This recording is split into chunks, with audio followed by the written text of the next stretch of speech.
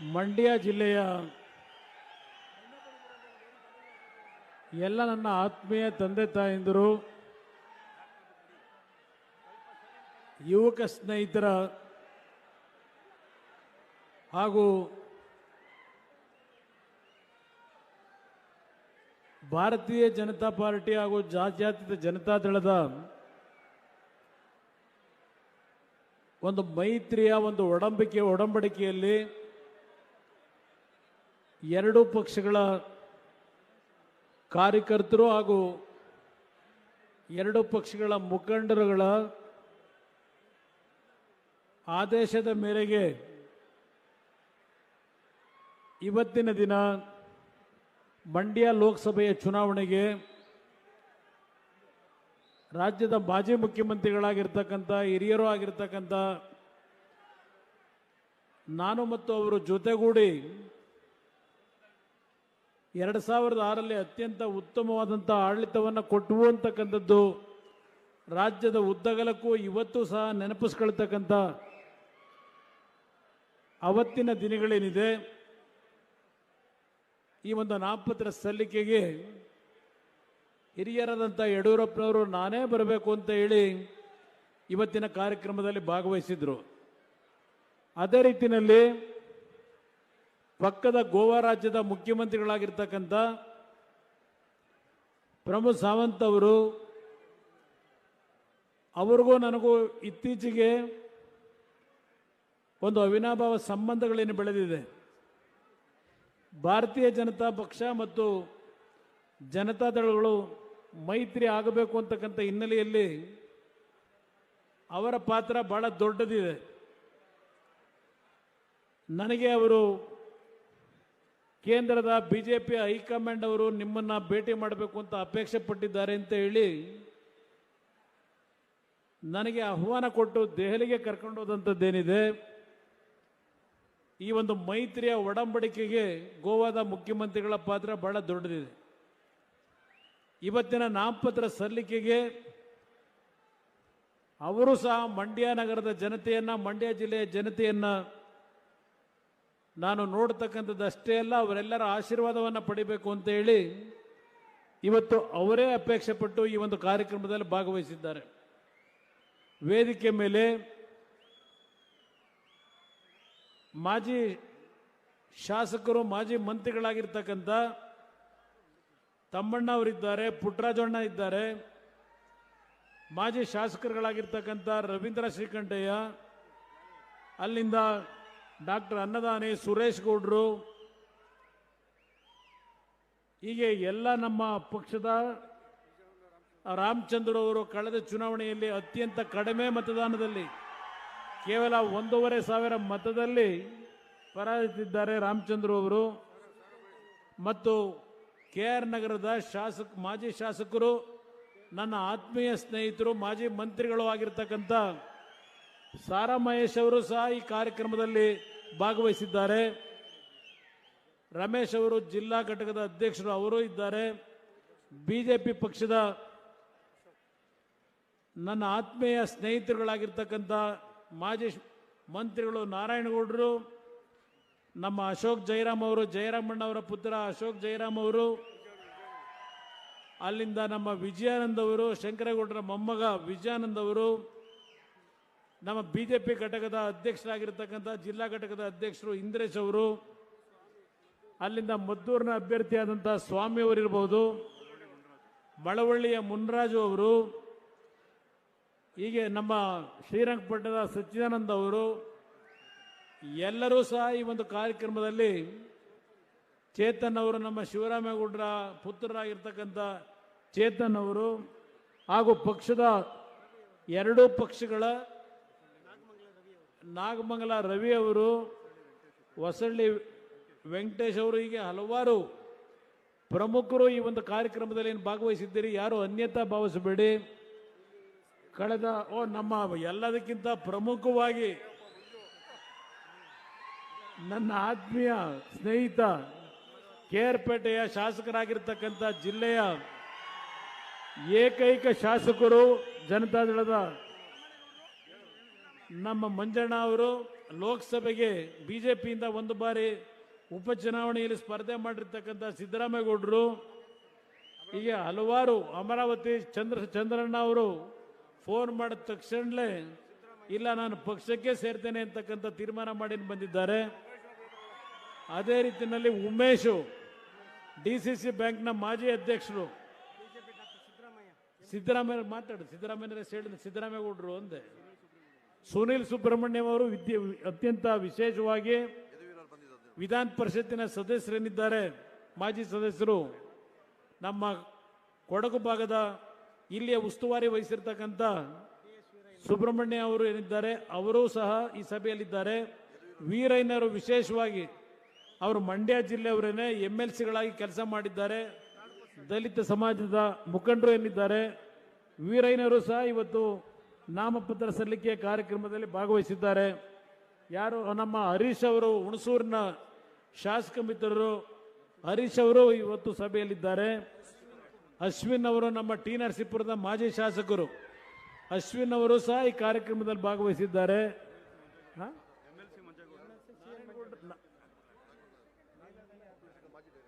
ಒಕ್ಕಲಿಗರ ಸಂಘದ ಮಾಜಿ ಡೈರೆಕ್ಟರ್ ಆಗಿರ್ತಕ್ಕಂಥ ನಾರಾಯಣಮೂರ್ತಿ ಅವರು ಸಹ ಯದುವೀರ್ ಅವರು ಸಹ ನಾಮಪತ್ರ ಸಲ್ಲಿಸಲಿಕ್ಕೆ ಮೈಸೂರಿನ ಲೋಕಸಭಾ ಅಭ್ಯರ್ಥಿ ಆಗಿರ್ತಕ್ಕಂಥ ಯದುವೀರ್ ಅವರು ಸಹ ಇವತ್ತು ನಾಮಪತ್ರ ಸಲ್ಲಿಸಲಿಕ್ಕೆ ಬಂದಿದ್ದರು. ವಿಧಾನ ಪರಿಷತ್ತಿನ ಸದಸ್ಯರಾಗಿರ್ತಕ್ಕಂಥ ಮಂಜೇಗೌಡರು ಸಹ ಭಾಗವಹಿಸಿದ್ದಾರೆ.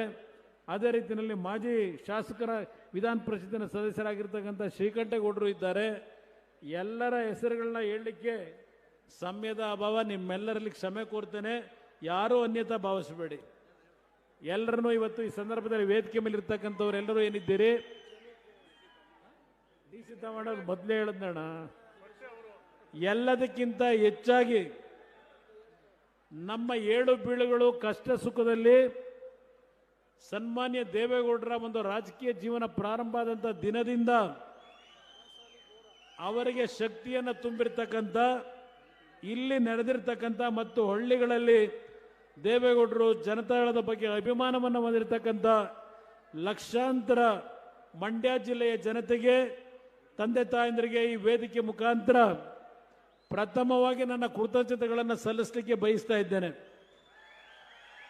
ಬಹುಶಃ ಈ ಒಂದು ಕಾರ್ಯಕ್ರಮಕ್ಕೆ ನಿಮ್ಮ ನಿರೀಕ್ಷೆಗೆ ನಾವು ವಾಹನಗಳನ್ನು ಕೊಡಲಿಕ್ಕಾಗಿಲ್ಲ.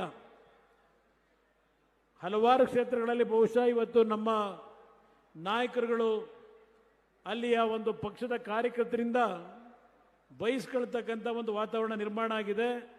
ನಮ್ಮ ಕಾರ್ಯಕರ್ತರುಗಳು, ಹಿತೈಷಿಗಳು, ಅಭಿಮಾನಿಗಳಿಗೆ ಈ ವೇದಿಕೆ ಮುಖಾಂತರ ನೀವು ಈ ಕಾರ್ಯಕ್ರಮದಲ್ಲಿ ಭಾಗವಹಿಸಲಿಕ್ಕೆ ಎಲ್ಲರೂ ಆತರದಲ್ಲಿದ್ದರೆ ನಿಮ್ಮೆಲ್ಲರಿಗೆ ನಾವು ವಾಹನದ ವ್ಯವಸ್ಥೆಯನ್ನು ಮಾಡಿಕೊಡ್ಲಿಕ್ಕೆ ಆಗದೆ ಈ ಒಂದು ಕಾರ್ಯಕ್ರಮದಲ್ಲಿ ಭಾಗವಹಿಸಲಿಕ್ಕೆ ಆಗದೆ ಇರತಕ್ಕಂಥ ನಮ್ಮ ಕಾರ್ಯಕರ್ತರಿಗೆ ಈ ವೇದಿಕೆ ಮುಖಾಂತರ ಕ್ಷಮೆಯನ್ನು ಕೋರ್ತಾ ಇದ್ದೇನೆ. ಬಹುಶಃ ಸರಿಯಾದ ರೀತಿಯ ವ್ಯವಸ್ಥೆಗಳನ್ನು ಮಾಡಿಕೊಟ್ಟಿದ್ರೆ ಇವತ್ತು ಒಂದು ಐತಿಹಾಸಿಕವಾದಂಥ ರೀತಿಯಲ್ಲಿ 2-3 ಲಕ್ಷ ಜನತೆ ಇವತ್ತೇ ಬರಲಿಕ್ಕೆ ತಯಾರಾದಂಥದ್ದು ನಾನು ಗಮನಿಸಿದ್ದೇನೆ.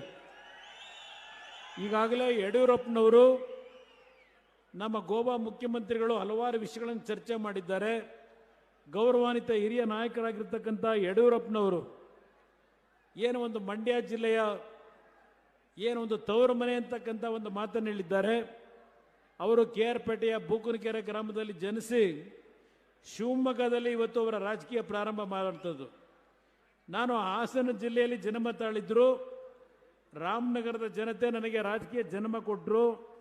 ನನ್ನ ರಾಜಕೀಯ ಶಕ್ತಿಯನ್ನು ಇಡೀ ರಾಜ್ಯದಾದ್ಯಂತ ಬೆಳೆಸ್ಕೊಳ್ಳಿಕ್ಕೆ ಶಕ್ತಿಯನ್ನು ಕೊಟ್ಟಿರ್ತಕ್ಕಂಥವರು ಮಂಡ್ಯ ಜಿಲ್ಲೆಯ ಜನತೆ ಅಂತಕ್ಕಂಥದ್ದನ್ನು ನಾನು ಎಂದೂ ಮರೆಯಲಿಕ್ಕೆ ಸಾಧ್ಯ ಇಲ್ಲ. ಭಾಳ ಜನ ಮಾತನಾಡ್ತಾರೆ, ಕುಮಾರಸ್ವಾಮಿ ಅವರು, ದೇವೇಗೌಡರು ಮಂಡ್ಯ ಜಿಲ್ಲೆಗೆ ಏನು ಕೊಟ್ಟಿದ್ದಾರೆ, ಅವರ ಕೊಡುಗೆ ಏನು ಅಂತಕ್ಕಂಥದ್ದನ್ನು ಹೇಳ್ತಾರೆ. ನಾನು ಒಂದು ಮಾತನ್ನು ಹೇಳ್ತೇನೆ. 2006 ಮುಖ್ಯಮಂತ್ರಿ ಆದಂಥ ಸಂದರ್ಭದಲ್ಲಿ ಈ ಜಿಲ್ಲೆಗೆ ನಾನು ಕೊಟ್ಟಂಥ ಪ್ರೈಮರಿ ಶಾಲೆಗಳಿರ್ಬೋದು, ಜೂನಿಯರ್ ಕಾಲೇಜ್ ಇರ್ಬೋದು, ಪ್ರಥಮ ದರ್ಜೆ ಕಾಲೇಜ್ ಇರ್ಬೋದು, KR ಪೇಟೆಯ ಇಂಜಿನಿಯರಿಂಗ್ ಕಾಲೇಜ್ ಇರ್ಬೋದು, ಮೆಡಿಕಲ್ ಕಾಲೇಜಿನ ಕಟ್ಟಡಕ್ಕೆ 60 ಕೋಟಿ ರೂಪಾಯಿಗಳ ಹಣವನ್ನು ಬಿಡುಗಡೆ ಮಾಡಿದಂಥದ್ದಿರ್ಬೋದು, ಇಲ್ಲಿ PWD ಕಟ್ಟಡ, ಜಲಸಂಪನ್ಮೂಲ ಇಲಾಖೆಯ ಕಟ್ಟಡವನ್ನು ಕಟ್ಟತಕ್ಕಂಥದ್ದಿರ್ಬೋದು, ಈ ಒಂದು ಜಿಲ್ಲೆಯಲ್ಲಿ ಸ್ವಾತಂತ್ರ್ಯ ಬಂದ ನಂತರ ಇದ್ದಂಥ ವಿದ್ಯುತ್ ಶಕ್ತಿ ಇಲಾಖೆಯ ಸಬ್ಸ್ಟೇಷನ್ಗಳು ಎಷ್ಟಿತ್ತು, ನಾನು ಮುಖ್ಯಮಂತ್ರಿ ಆದ 20 ತಿಂಗಳಲ್ಲಿ ಈ ಜಿಲ್ಲೆಗೆ ಕೊಟ್ಟಂತ ವಿದ್ಯುತ್ ಶಕ್ತಿ ಇಲಾಖೆಯ ಹಲವಾರು ಕಾರ್ಯಕ್ರಮಗಳೇನಿದ್ದಾವೆ ಇದೆಲ್ಲ ಇತಿಹಾಸ ಇರತಕ್ಕಂಥದ್ದು. ಪಾಪ ಇವತ್ತು ರಾಜಕೀಯದ ಭಿನ್ನಾಭಿಪ್ರಾಯದಲ್ಲಿ ನಮ್ಮಗಳನ್ನು ತೊರೆದು ಹೋಗಿರ್ತಕ್ಕಂಥವರು ಈ ಜಿಲ್ಲೆಗೆ ಏನು ಕೊಟ್ಟಿದ್ದಾರೆ ಅಂತಕ್ಕಂಥದ್ದನ್ನು ಕೇಳ್ತಾರೆ.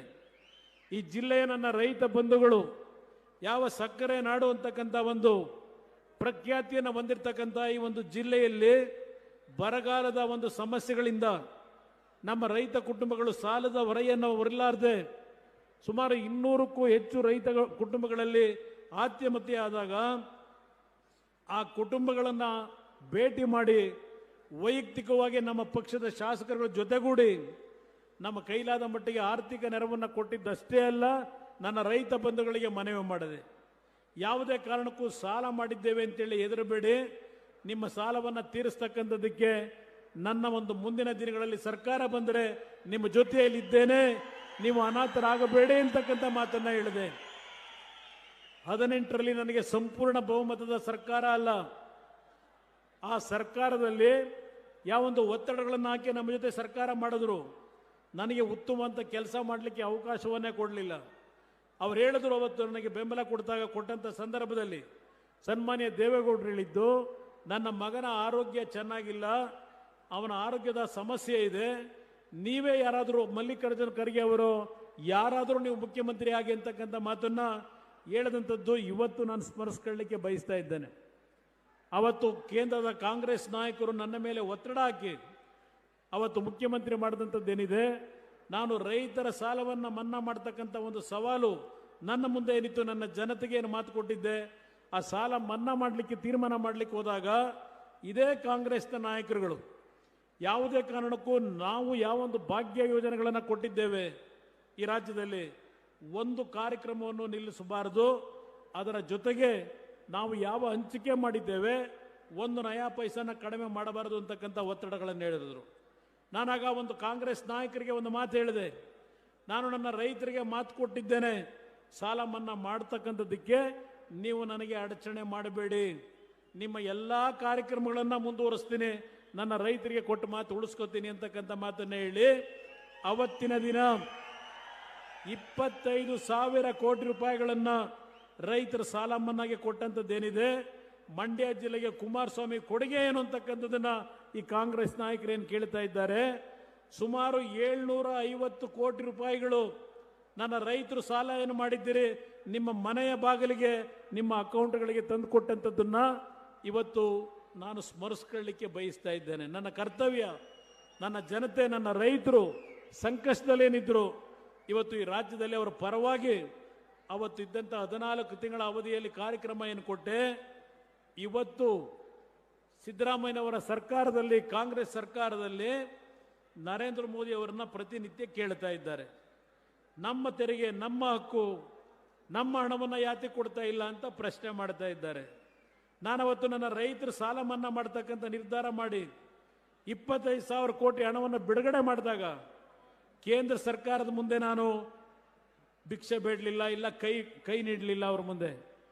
ನಮ್ಮ ರಾಜ್ಯದ ಜನತೆ ನೀವು ಕಟ್ಟತಕ್ಕಂಥ ನಿಮ್ಮ ತೆರಿಗೆ ಹಣ, ನಿಮ್ಮ ಹಣವನ್ನು ನಿಮಗೆ ಕೊಡ್ತಕ್ಕಂಥ ಕೆಲಸವನ್ನ ಈ ರಾಜ್ಯದಲ್ಲಿ ಮಾಡ್ತಕ್ಕಂಥದ್ರ ಮುಖಾಂತರ ನನ್ನ ರೈತರನ್ನ ಉಳಿಸ್ಲಿಕ್ಕೆ ಅಲ್ಪ ಸ್ವಲ್ಪ ಮಟ್ಟಿನ ಒಂದು ಕಾಣಿಕೆಯನ್ನ ಈ ನಾಡಿನ ಜನತೆಗೆ ಕೊಟ್ಟಿರ್ತಕ್ಕಂಥವನು.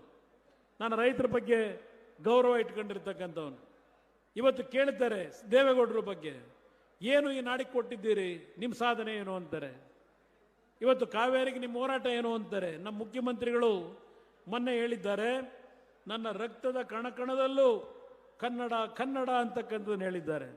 ನಾನು ಕೇಳ್ತೀನಿ ರಾಜ್ಯದ ಮುಖ್ಯಮಂತ್ರಿಗಳಿಗೆ, ಇಲ್ಲ ನೀರಾವರಿ ಮಂತ್ರಿಗಳಿಗೆ, ಈ ರಾಜ್ಯದ ನೀರಾವರಿ ಯೋಜನೆಗಳಿಗೆ ನೀವು ಕೊಟ್ಟಂತ ಕೊಡುಗೆ ಏನು?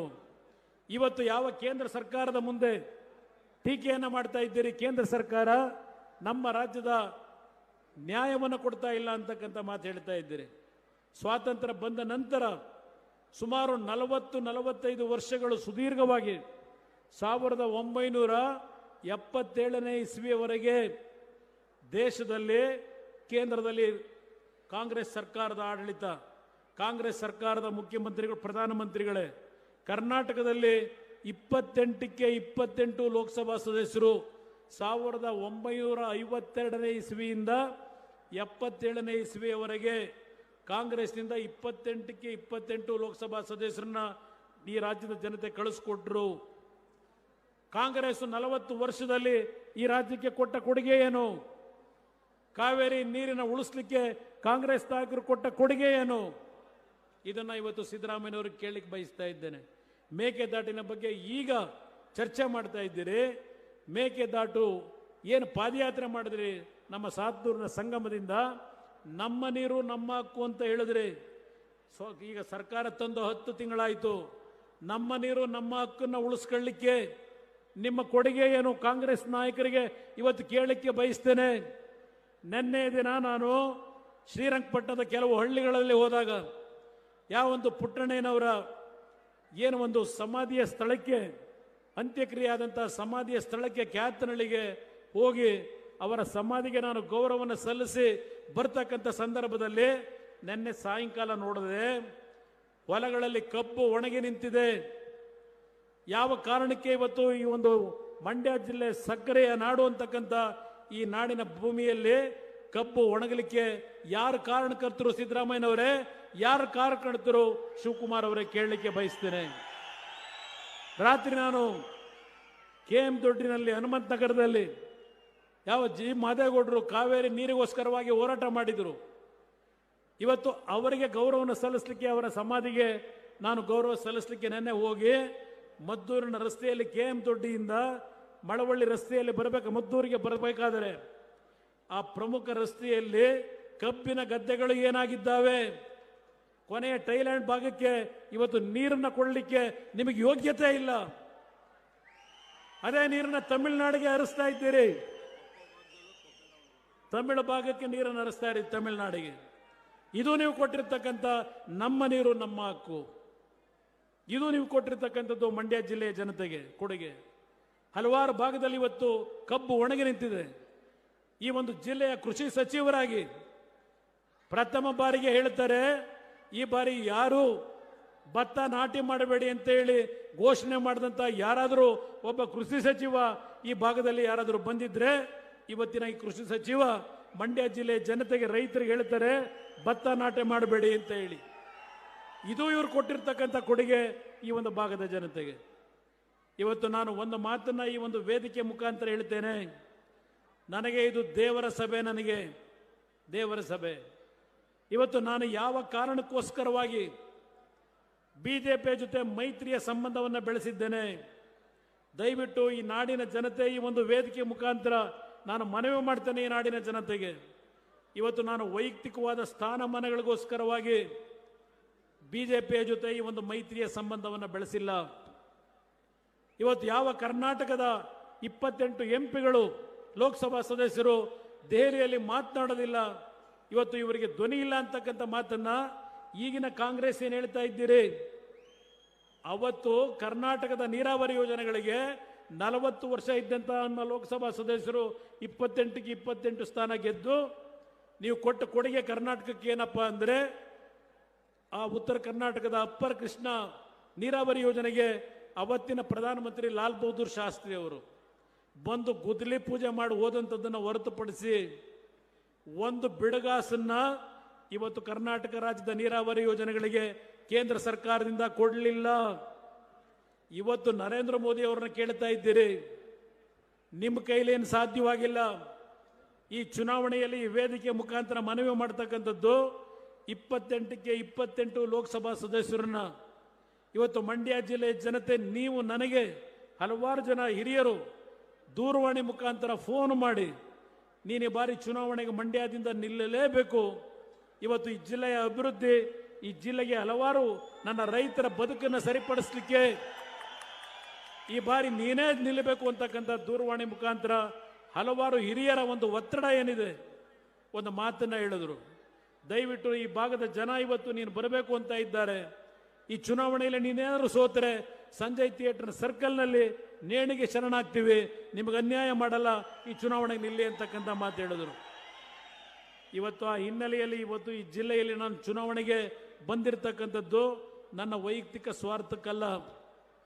ನನ್ನ ನಾಡಿನಿಗೆ ಆಗಿರ್ತಕ್ಕಂಥ ನೀರಾವರಿಯ ಯೋಜನೆಗಳಲ್ಲಿ ಅನ್ಯಾಯ ಸ್ವಾತಂತ್ರ್ಯ ಪೂರ್ವದಿಂದ ನಮ್ಮ ಈ ಭಾಗದ ಜನತೆ ಹೋರಾಟ ಮಾಡ್ತಾ ಇದ್ದೀರಿ.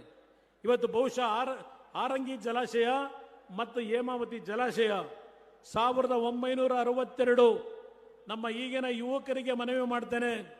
ಅವತ್ತು ದೇವೇಗೌಡರು ಪ್ರಥಮ ಬಾರಿಗೆ ಯಾವ ಒಂದು ವಿಧಾನಸಭೆಗೆ ಪ್ರವೇಶ ಮಾಡ್ತಾರೆ, ತಮಿಳುನಾಡಿನ ಅಲ್ಲಿಯ ನಮ್ಮ ನಾಡಿಗೆ ಯಾವ ಒಂದು ಅನ್ಯಾಯ ಮಾಡ್ತಾ ಇದ್ದಾರೆ ಅದರ ವಿರುದ್ಧ ಧ್ವನಿ ಎತ್ತಿ ದೇವೇಗೌಡರು ಒಂದು ಖಾಸಗಿ ನಿರ್ಣಯವನ್ನು ಮಂಡನೆ ಮಾಡಿ ನೀರಾವರಿ ಯೋಜನೆಗಳಿಗೆ ಚಾಲನೆ ಕೊಡ್ತಕ್ಕಂಥ ಧ್ವನಿಯಾಗಿ ಏನು ಕೆಲಸ ಮಾಡಿದ್ರು. ಹೇಮಾವತಿ ಜಲಾಶಯ ನಿರ್ಮಾಣ ಆಯಿತು. ಹೇಮಾವತಿ ಜಲಾಶಯ ನಿರ್ಮಾಣ ಆಗಿದ್ರಿಂದ ಇಲ್ಲಿ ಬಂದಿರತಕ್ಕಂಥ ನನ್ನ KR ಪೇಟೆಯ ತಂದೆ ತಾಯಂದರು, ಅಲ್ಲಿಂದ ನಮ್ಮ ಪಾಂಡುಪುರ ಭಾಗದ ತಂದೆ ತಾಯಂದರು, ನಾಗಮಂಗಲ ಭಾಗದ ತಂದೆ ತಾಯಂದರಿಗೆ ದೇವೇಗೌಡರು ನೀರಾವರಿಯ ಕೊಡುಗೆ ಕೊಟ್ಟಿಲ್ವಾ? ನಿಮಗೆ ನಿಮ್ಮ ಬದುಕಿಗೆ ಒಂದು ಅವಕಾಶವನ್ನು ಕಲ್ಪಿಸಲಿಕ್ಕೆ ಹೇಮಾವತಿ ಜಲಾಶಯವನ್ನು ನಿರ್ಮಾಣ ಮಾಡಬೇಕು ಅಂತ ಹೇಳಿ ಅವರ ಒಂದು ಹೋರಾಟದ ಪ್ರತಿಫಲ ಇವತ್ತು ಹೇಮಾವತಿ ಜಲಾಶಯ ನಿರ್ಮಾಣ ಆಗಿದ್ದರಿಂದ KR ಪೇಟೆ ಭಾಗ ಇರ್ಬೋದು, ನಾಗಮಂಗಲ ಭಾಗ ಇರ್ಬೋದು, ಇವತ್ತು ನಿಮ್ಗೆ ಕುಡಿಯೋ ನೀರು ದೊರಕಿದೆ. ಇವತ್ತು ಪಾಂಡುಪುರದ ಕೆಲವು ಭಾಗದಲ್ಲಿ, ಬಸರಾಳ ಭಾಗದಲ್ಲೂ ಇವತ್ತು ಹೇಮಾವತಿ ನೀರು ಹರಿಯುತ್ತಾ ಇದೆ. ಇದು ದೇವೇಗೌಡರ ಕೊಡುಗೆ ಅಲ್ವಾ? ಏನು ಮಾಡಿದ್ದೀರಿ ದೇವೇಗೌಡ್ರೆ ಅಂತ ಪ್ರಶ್ನೆ ಮಾಡ್ತಾರೆ. ಸಿದ್ದರಾಮಣ್ಣ ಅವರೇ, ನೀವೇನು ಕೊಟ್ಟಿದ್ದೀರಿ ಈ ಜಿಲ್ಲೆಗೆ ದಯವಿಟ್ಟು ಹೇಳ್ತೀರಾ? ಶಿವಕುಮಾರ್ ಅವರೇ, ನನ್ನ ಸಹೋದರ ಅಲ್ಲಿ ನಮ್ಮ ರಾಮನಗರ ಜಿಲ್ಲೆ, ನನ್ನನ್ನು ಬೆಳೆಸಿರ್ತಕ್ಕಂಥ ಜಿಲ್ಲೆಯಲ್ಲಿ ನೀವೇನು ಕೊಟ್ರಿ ಈ ಭಾಗದ ಜನತೆಗೆ?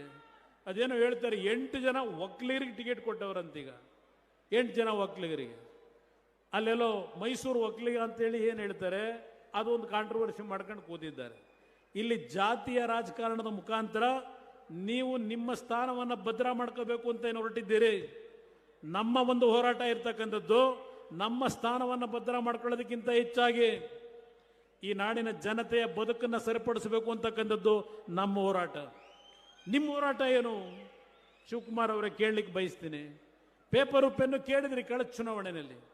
ಈ ನಾಡಿನ ಪುಣ್ಯಾತ್ಮ ತಂದೆ ತಾಯಂದ್ರು ಕೊಟ್ಟಿದ್ದಾರೆ, ಈ ಭಾಗದ ಜನ ಪೇಪರು ಪೆನ್ ನಿಮಗೆ ಕೊಟ್ಟಿದ್ದಾರೆ.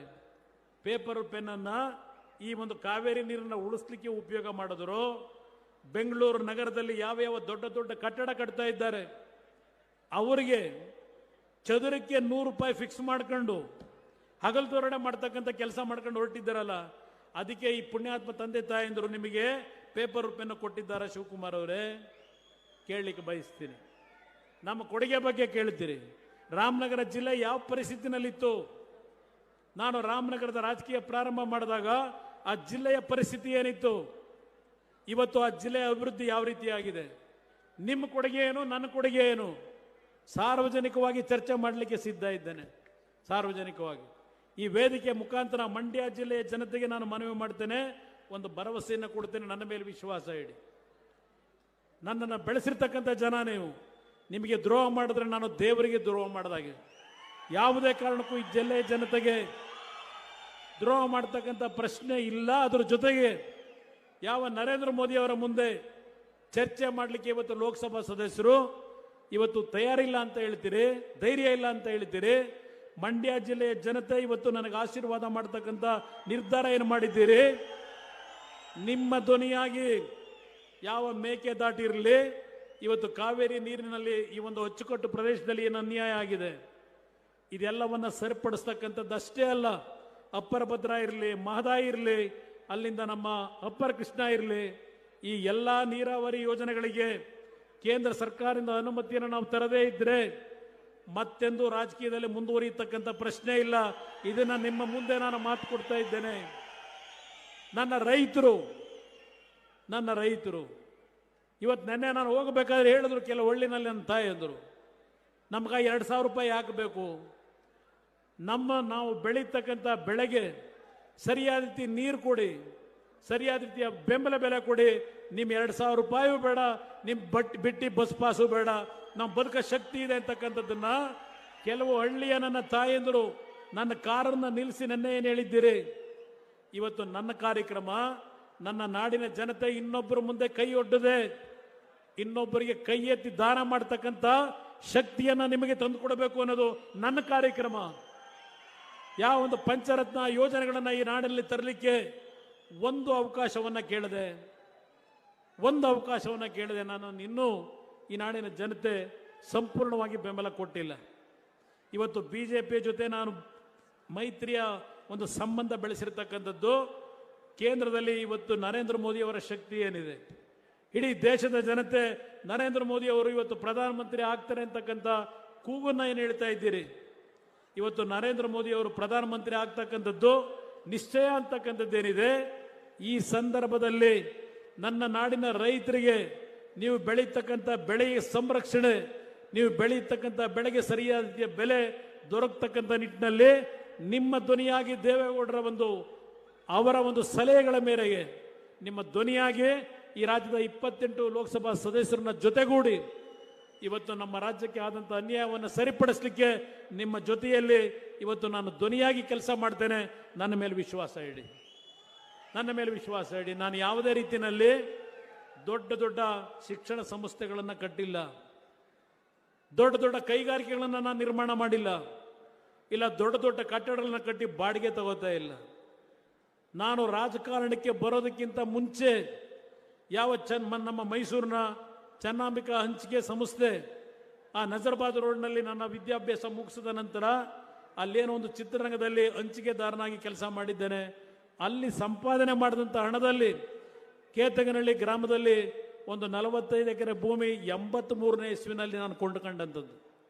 ಅದು ಹೊರತುಪಡಿಸಿ ನಾನು ಮತ್ಯಾವುದೇ ರೀತಿಯ ಮುಖ್ಯಮಂತ್ರಿಯಾಗಿ ಜನಗಳ ಹಣವನ್ನು ಲೂಟಿ ಮಾಡಲಿಲ್ಲ, ದೋಚಲಿಲ್ಲ. ನಾನು ಪ್ರಾಮಾಣಿಕವಾಗಿ ಕೆಲಸ ಮಾಡಿದ್ದೇನೆ. ಅದಕ್ಕೋಸ್ಕರಲೇ ಯಾವುದೇ ವಿಷಯಗಳನ್ನು ಧೈರ್ಯವಾಗಿ ಇವತ್ತು ಮಾತಾಡ್ತಕ್ಕಂಥ ಶಕ್ತಿಯನ್ನು ನಾನು ಉಳಿಸ್ಕೊಂಡಿದ್ರೆ ರಾಜ್ಯದ ಮುಖ್ಯಮಂತ್ರಿಯಾಗಿ ಹಣ ದರೋಡೆ ಮಾಡಲಿಲ್ಲ. ರಾಜ್ಯದ ಜನತೆಯ ತೆರಿಗೆ ಹಣವನ್ನು ಪ್ರಾಮಾಣಿಕವಾಗಿ ದುಡಿಮೆ ಮಾಡಿದ್ದೇನೆ. ಸಾರಾಯಿ ನಿಷೇಧ ಮಾಡಿದೆ. ನಮ್ಮ ಬಡ ಮಕ್ಕಳು ಲಾಟ್ರಿಯ ವ್ಯಾಮೋಹದಲ್ಲಿ ಸಾಲಗಾರರಾಗಿದ್ದರು. ಈ ರಾಜ್ಯದಲ್ಲಿ ಲಾಟ್ರಿಯನ್ನು ಸಂಪೂರ್ಣ ನಿಷೇಧ ಮಾಡಿದೆ. ಇವತ್ತು ಯಾವ ಬೆಟ್ಟಿಂಗ್ ಹೆಸರಿನಲ್ಲಿ ಕ್ರಿಕೆಟ್ ಬೆಟ್ಟಿಂಗ್ ದಂಧೆ, ಮಟ್ಕಾ ದಂಧೆ, ಹಳ್ಳಿಯ ನಮ್ಮ ಮಕ್ಕಳು ಇವತ್ತು ಬೀದಿ ಪಾಲಾಗ್ತಾ ಇದ್ದಾರೆ. ಲಕ್ಷಾಂತರ ರೂಪಾಯಿ ಸಾಲ ಮಾಡಿ ಇವತ್ತು ಆ ಮಕ್ಕಳು ಆತ್ಮಹತ್ಯೆ ಮಾಡ್ಕೋತಾ ಇದ್ದಾರೆ. ಈ ಕಡೆ ಸ್ವಲ್ಪ ಹಿಂದೆ ಬನ್ನೋಣ. ಇವತ್ತು ಇದೆಲ್ಲವನ್ನ ನಾನು ಗಮನಿಸ್ತಾ ಇದ್ದೇನೆ. ಯಾವ ಕ್ರಿಕೆಟ್ IPL ದಂಧೆ ಎಷ್ಟು ಕುಟುಂಬಗಳ ಮನೆ ಹಾಳಾಗ್ತಾ ಇದೆ ನೋಡ್ತಾ ಇದ್ದೀರಿ. ಎಷ್ಟು ಕುಟುಂಬದಲ್ಲಿ ಆತ್ಮಹತ್ಯೆ ನಡೀತಾ ಇದೆ. ಇದೆಲ್ಲವನ್ನ ಸೂಕ್ಷ್ಮವಾಗಿ ಗಮನಿಸಿದ್ದೇನೆ.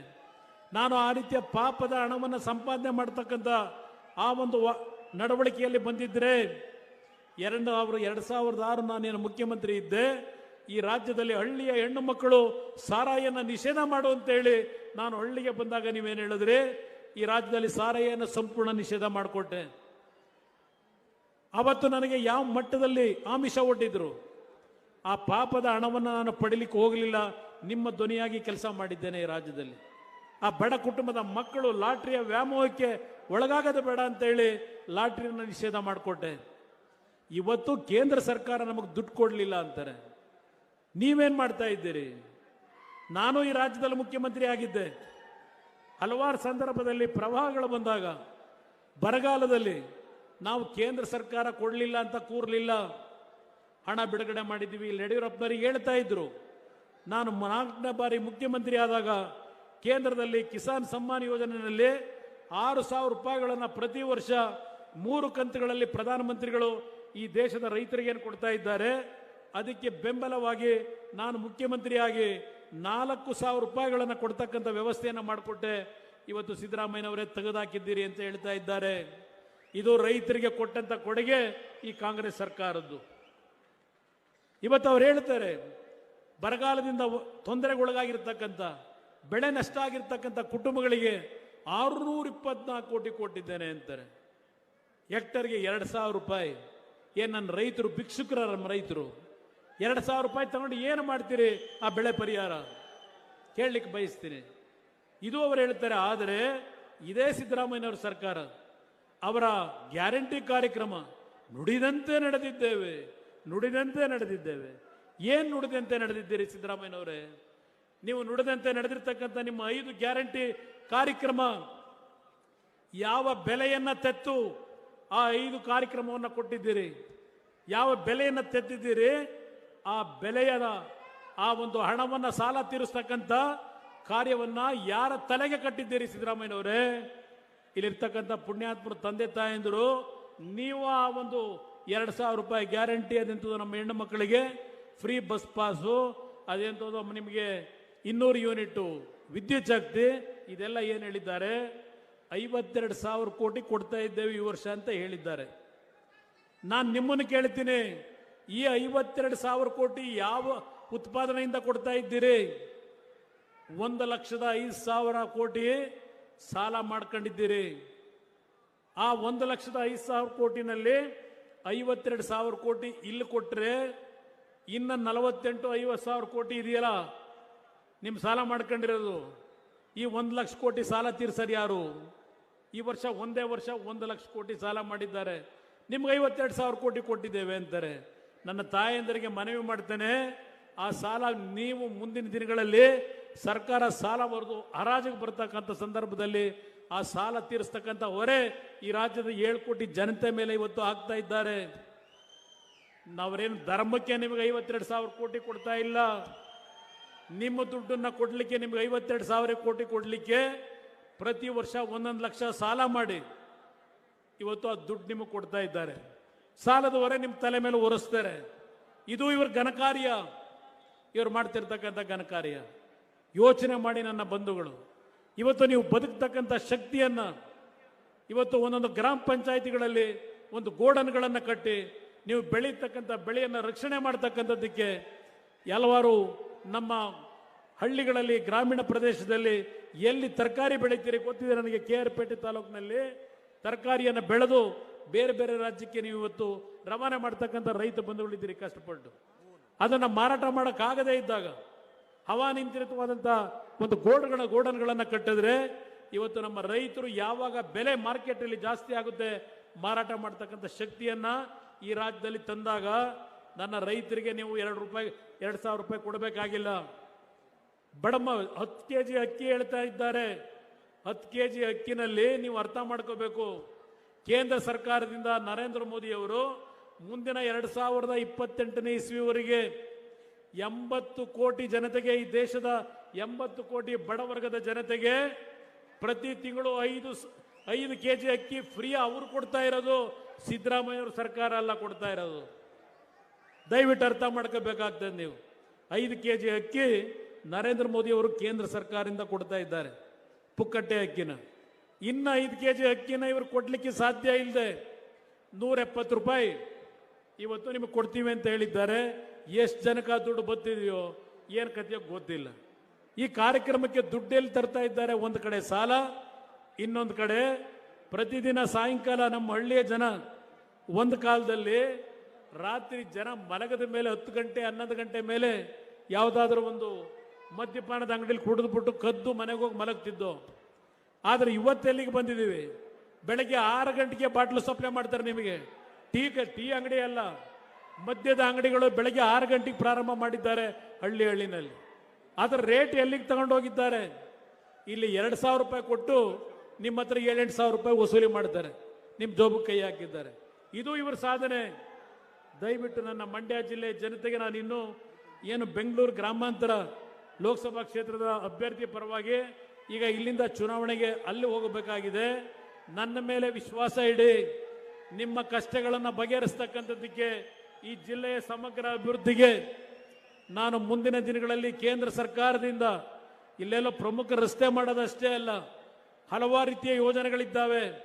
ನಮ್ಮ ಯುವಕರ ನಿರುದ್ಯೋಗದ ಸಮಸ್ಯೆಯನ್ನು ಬಗೆಹರಿಸ್ತಕ್ಕಂಥದ್ದು ಅಷ್ಟೇ ಅಲ್ಲ, ನಮ್ಮ ಯುವಕರಿಗೆ ಸ್ವಂತ ದುಡಿಮೆ ಮಾಡ್ತಕ್ಕಂಥ ಆರ್ಥಿಕ ನೆರವುಗಳನ್ನು ಕೇಂದ್ರ ಸರ್ಕಾರದಿಂದ ಕೊಡ್ತಕ್ಕಂಥ ಹಲವಾರು ಯೋಜನೆಗಳೇನಿದ್ದಾವೆ. ಪ್ರತಿ ಗ್ರಾಮ ಪಂಚಾಯಿತಿ ಮಟ್ಟದಲ್ಲಿ ನಮ್ಮ ಯುವಕರಿಗೆ ಸ್ವಂತ ದುಡಿಮೆಯನ್ನು ಮಾಡ್ತಕ್ಕಂಥ ಕಾರ್ಯಕ್ರಮಗಳನ್ನು ಕೇಂದ್ರ ಸರ್ಕಾರದಿಂದ ತಂದು ಕೊಡ್ತಕ್ಕಂಥದ್ದು ನನ್ನ ಜವಾಬ್ದಾರಿ. ದಯವಿಟ್ಟು ನೀವೆಲ್ಲರೂ ಈ ಒಂದು ಚುನಾವಣೆಯಲ್ಲಿ ಯಾವ ಒಂದು ರೀತಿಯಲ್ಲಿ ನನ್ನನ್ನು ಮನೆಯ ಮಗ ಅಂತ ತಿಳ್ಕೊಂಡಿದ್ದೀರೋ, ನಿಮ್ಮ ಕುಟುಂಬದ ಅಣ್ಣನೋ ತಮ್ಮನೋ ಅಂತಕ್ಕಂಥ ಭಾವನೆಯಿಂದಿದ್ದೀರಿ.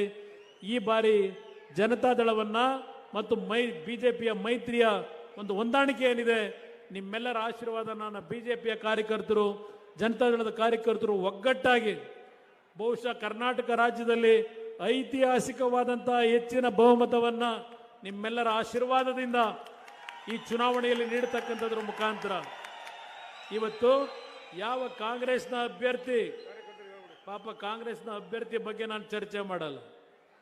ಇವತ್ತು ಯಾವ ರೀತಿಯಲ್ಲಿ ಇವತ್ತು ದುಡ್ಡನ್ನ ಖರ್ಚು ಮಾಡಲಿಕ್ಕೆ ತಯಾರಾಗಿದ್ದಾರೆ ಅದೆಲ್ಲವನ್ನ ಯೋಚನೆ ಮಾಡಿ ತೀರ್ಮಾನ ಮಾಡಿ. ಹಾಗೂ ನನ್ನ ಮುಸಲ್ಮಾನ್ ಬಂಧುಗಳಿಗೆ ಒಂದು ಮನವಿ ಮಾಡ್ತೇನೆ, ದಲಿತ ಸಮಾಜಕ್ಕೆ ಒಂದು ಮನವಿ ಮಾಡ್ತೇನೆ. ದಲಿತರಿಗೆ ಅವರು ಕೊಟ್ಟಿರ್ತಕ್ಕಂಥದ್ದು ಏನು ಈ ಸರ್ಕಾರದಲ್ಲಿ ಹೊಡೆದು ಆಡ್ತಕ್ಕಂಥ ನೀತಿ ಇವ್ರದ್ದೇನಿದೆ ಇದೆಲ್ಲವನ್ನ ಗಮನದಲ್ಲಿ ಇಟ್ಕೊಂಡು ತೀರ್ಮಾನ ಮಾಡಿ ಮುಸಲ್ಮಾನ್ ಬಂಧುಗಳಿಗೂ ಮುಂದೆ ರಕ್ಷಣೆ ಆಗಬೇಕಾಗಿರ್ತಕ್ಕಂಥದ್ದು ನರೇಂದ್ರ ಮೋದಿ ಅವರ ನೇತೃತ್ವದಲ್ಲೇ ಈ ದೇಶದಲ್ಲಿರ್ತಕ್ಕಂಥ ಪ್ರತಿ ಮುಸಲ್ಮಾನ್ ಬಾಂಧವರಿಗೂ ರಕ್ಷಣೆ ಕೊಡಬೇಕಾದಂಥ ಅನಿವಾರ್ಯ ಪರಿಸ್ಥಿತಿ ಈ ದೇಶದಲ್ಲಿ ಬರ್ತದೆ. ಅದರಿಂದ ನಿಮ್ಮೆಲ್ಲರಲ್ಲಿ ನಾನು ಕೈ ಜೋಡಿಸಿ ಮನವಿ ಮಾಡ್ತೇನೆ, ಮಂಡ್ಯ ಜಿಲ್ಲೆಯ ಜನತೆ ಈ ಒಂದು ಚುನಾವಣೆ ನಿಮ್ಮ ಕುಟುಂಬದ ಮಗ ನಿಂತಿದ್ದಾನೆ ಅಂತಕ್ಕಂಥ ಭಾವನೆಯಿಂದ ತಮ್ಮ ಆಶೀರ್ವಾದವನ್ನು ಮಾಡಿ ನಾನು ನಿಮ್ಮ ಋಣವನ್ನು ಪ್ರಾಮಾಣಿಕವಾಗಿ ತೀರಿಸ್ತಕ್ಕಂಥದ್ರಲ್ಲಿ ಪ್ರಾಮಾಣಿಕವಾಗಿ ನನ್ನ ಕರ್ತವ್ಯವನ್ನು ನಿರ್ವಹಿಸ್ತೇನೆ. ಈ ಜಿಲ್ಲೆಯ ಅಭಿವೃದ್ಧಿ ಹಲವಾರು ವರ್ಷಗಳಿಂದ ನಾವು ಕಾಣ್ತಾ ಇಲ್ಲ. ನಾನು 2ನೇ ಬಾರಿ ಮುಖ್ಯಮಂತ್ರಿ ಆದಾಗ 9,000 ಕೋಟಿ ಹಣವನ್ನು ಈ ಜಿಲ್ಲೆಯ ಅಭಿವೃದ್ಧಿಗೆ ಕೊಡ್ತಕ್ಕಂಥ ನಿರ್ಧಾರ ಮಾಡಿದ್ದೆ. ನನ್ನ ಸರ್ಕಾರ 14 ತಿಂಗಳಿಗೆ ಹೋದ ತಕ್ಷಣ ನಾನು ಕೊಟ್ಟಂತ ಬಜೆಟ್ನಲ್ಲಿ ಕೊಟ್ಟಂತ ಹಣ ಎಲ್ಲ ತೆಗೆದುಹಾಕಿದ್ರು. ಈಗ ನಮ್ಮ ಮೈಸೂರು ಕಾರ್ಖಾನೆ ಪಾಪ ಘೋಷಣೆ ಮಾಡಿದ್ದಾರೆ, ದುಡ್ಡು ಕೊಟ್ಟಿಲ್ಲ, ಒಂದು ಬಿಡಗಾಸನ್ನ ಕೊಟ್ಟಿಲ್ಲ ಮೈಸೂರು ಕಾರ್ಖಾನೆ ನಿರ್ಮಾಣ ಮಾಡಲಿಕ್ಕೆ, ಬರೀ ಘೋಷಣೆ ಮಾಡ್ಕೊಂಡಿದ್ದಾರೆ. ಇವತ್ತು ಒಂದು ಬಿಡಗಾಸು ಕೊಟ್ಟಿಲ್ಲ. ನಾನು 2ನೇ ಬಾರಿ ಮುಖ್ಯಮಂತ್ರಿ ಆದಾಗ 100 ಕೋಟಿ ಹಣವನ್ನು ಮೀಸಲಿಟ್ಟಿದ್ದೆ ಬಜೆಟ್ ಅಲ್ಲಿ, ಆ ದುಡ್ಡು ಬಿಡುಗಡೆನೇ ಆಗಲಿಲ್ಲ ನನ್ನ ಸರ್ಕಾರ ಹೋದ ಮೇಲೆ. ಇದು ಇವರು ಕೊಟ್ಟಿರ್ತಕ್ಕಂಥ ಕೊಡುಗೆಗಳು.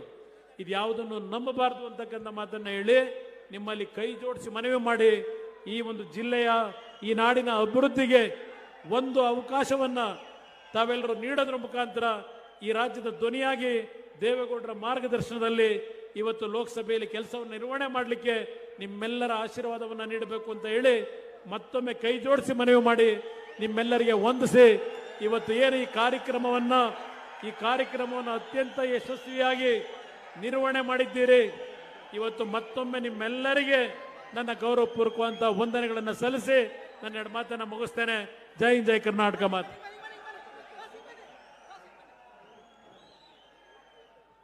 ಬಂಧುಗಳೇ, ಜೆಡಿಎಸ್ ಮತ್ತು ಬಿಜೆಪಿ ನೇತೃತ್ವದ ಎನ್ಡಿಎ ಅಭ್ಯರ್ಥಿ ಕುಮಾರಣ್ಣವರ ಗುರುತು ವರವತ್ತ ಮಹಿಳೆಯ ಗುರುತು.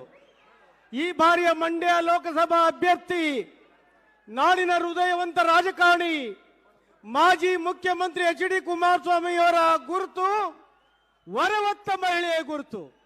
ನನ್ನ ಎಲ್ಲ ಬಂಧುಗಳು, ಕಾರ್ಯಕರ್ತರು ಬೂತ್ ಹಂತದಲ್ಲಿ ಚುನಾವಣೆಯ ಕಡೆ ನಿಮಿಷದವರೆಗೆ 6 ನಿಮಿಷ ದುಡಿದು ಭಾರಿ ಬಹುಮತದಲ್ಲಿ ಕುಮಾರಣ್ಣವರನ್ನ ಆಯ್ಕೆ ಮಾಡಿಕೊಡ್ಬೇಕು ಅಂತೇಳಿ ಕೈ ಮುಗಿದು ಪ್ರಾರ್ಥನೆ ಮಾಡ್ತೇನೆ. ಅವರ ಗೆಲುವು ಈ ರಾಜ್ಯದಲ್ಲಿ ಮತ್ತು ದೇಶದಲ್ಲಿ ದಾಖಲೆ ಗೆಲುವಾಗಬೇಕು ಅಂತೇಳಿ ಮನವಿ ಮಾಡ್ತೇನೆ. ನಮಸ್ಕಾರ.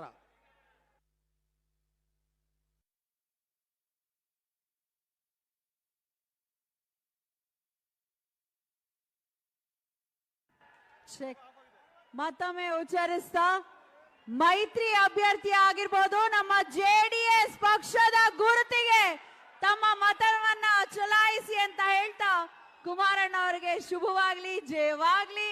ಖಂಡಿತವಾಗ್ಲು ಚುನಾವಣೆ ನಂತರ ಮತ್ತೊಂದು ಭರ್ಜರಿ ಕಾರ್ಯಕ್ರಮದಲ್ಲಿ ನಾವೆಲ್ಲರೂ ಕೂಡ ಸಿಗೋಣ. ನಲ್ಮೆಯ ಸಕ್ಕರೆ ನಾಡಿನ ಅಕ್ಕರೆಯ ಬಂಧುಗಳೇ, ನೆನಪಿರ್ಲಿ, ಇನ್ನೇನು ಚುನಾವಣೆ ಹತ್ರ ಬರ್ತಿದೆ. ಕುಮಾರಣ್ಣನನ್ನ ಸ್ಮರಿಸ್ಕೊಳ್ತಾ ನಮ್ಮ ಪಕ್ಷಕ್ಕೆ, ನಮ್ಮ ಮೈತ್ರಿ ಅಭ್ಯರ್ಥಿ ಕುಮಾರಣ್ಣನನ್ನ ಗೆಲ್ಸೋ ಮುಖೇನ ನಾವೆಲ್ಲರೂ ಕೂಡ ಗೆಲ್ಲೋಣ. ಅಲ್ಲೊಬ್ರಾಗ್ಲೇ ಬರ್ಕೊಂಡು ಒಂದು ಪ್ಲಕ್ಕಾರ್ಡ್ ಹಿಡ್ಕೊಂಡಿದ್ರು, ನಮ್ಮ ಭಾವಿ ಕೇಂದ್ರ ಸಚಿವರು ಕುಮಾರಣ್ಣ ಅಂತ ಆಗ್ಲೇ ಹಾಕೊಂಡಿದ್ರು. ಸೊ ಒಳ್ಳೇದಾಗ್ಲಿ ಎಲ್ರಿಗೂ ಅಂತ ಹಾರೈಸ್ತಾ ಅವರಿವರೆನ್ನದ ಎಲ್ರಿಗೂ ಕೂಡ ಪ್ರೀತಿಪೂರ್ವಕ ಧನ್ಯವಾದಗಳು. ನಾರಾಯಣಗೌಡ ಸರ್, ನಲ್ಮೆಯ ವಂದನೆಗಳನ್ನ ಅರ್ಪಿಸ್ತಾ ಎಲ್ರಿಗೂ ಒಳ್ಳೇದಾಗ್ಲಿ.